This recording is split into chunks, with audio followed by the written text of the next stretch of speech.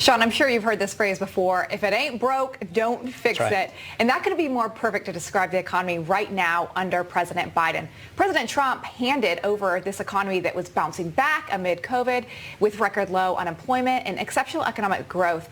And, Sean, the lowest poverty levels that we've seen since 1959. Yeah, that's interesting, though, because President Biden predicted a K-shaped recovery, which is interesting, whereas President Trump accurately predicted a V-shaped recovery from the pandemic, and it's exactly what ended up happening.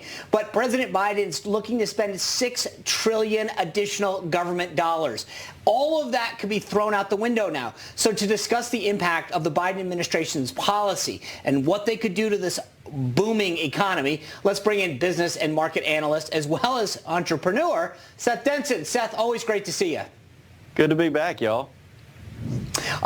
You can tell by the y'all, you're in Texas. You know what a booming economy, an economy that is free from regulation can do, but I don't know that everyone around the country is feeling it the same. So, where do you think specifically President Biden is wrong with respect to the economy right now, and how some of his policies may end up rolling back, not just Trump policies, but rolling back the progress of the economy?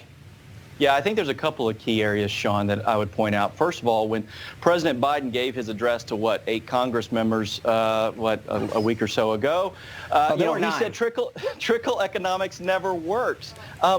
Facts matter.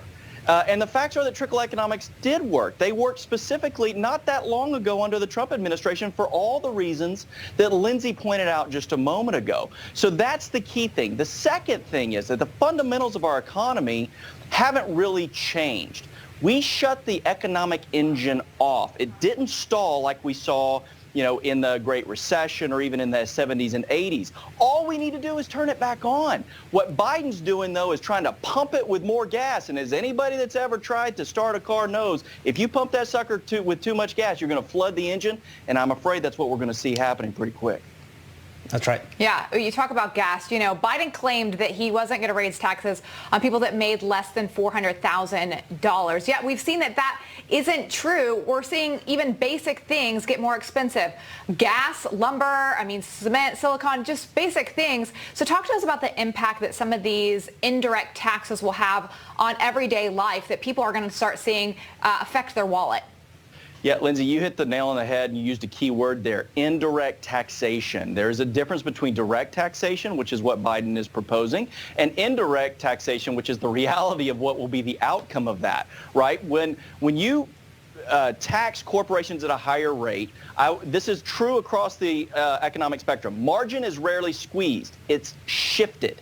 And where it gets shifted is largely to employees through wage reductions and lack of growth, through product pricing, where the cost of things goes up. So now the dollars that I'm making now won't go as far. And then the other thing is, with us continuing to print money the way we are, the valuation of the dollar will go down. That creates inflation. That means that which I can get, I'm going to have to spend more to get it.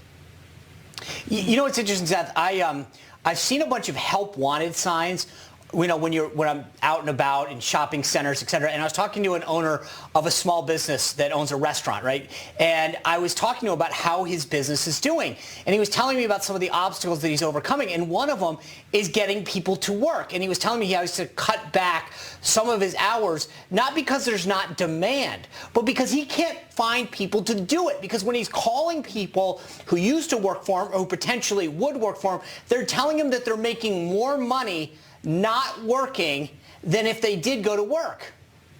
Yeah, and this is the sad reality of the nanny state that we're creating. And listen, I don't want to come out and say something negative about some of those that are collecting unemployment. They're making a financial decision because not only are they making more a lot of times in their paychecks, but they're also not spending the money that it costs to travel, to get to work, to pay for childcare, to do all of the other things. So what the government has done is doing what I mentioned a moment ago. They're pumping the car with gas, and that's going to create a stall that we don't need. The economy will work. We just need to turn the engine on, let the government get out of the way, and it will run again.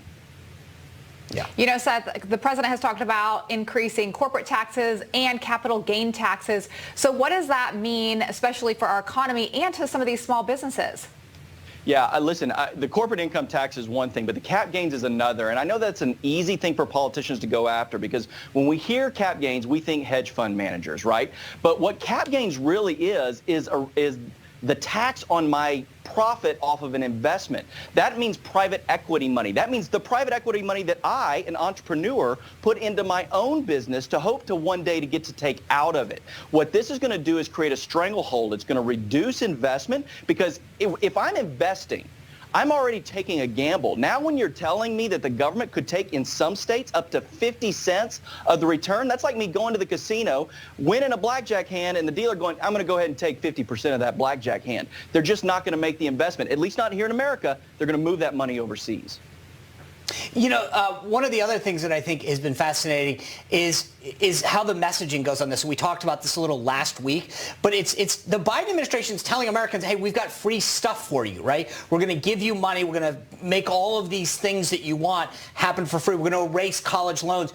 Do you think Republicans are behind the eight ball? Because it's hard to say, no, here's why you can't afford it. You sound like, you know, the dad going after the mom said yes. I know mom said yes, but we just don't have the money. You become the bad parent.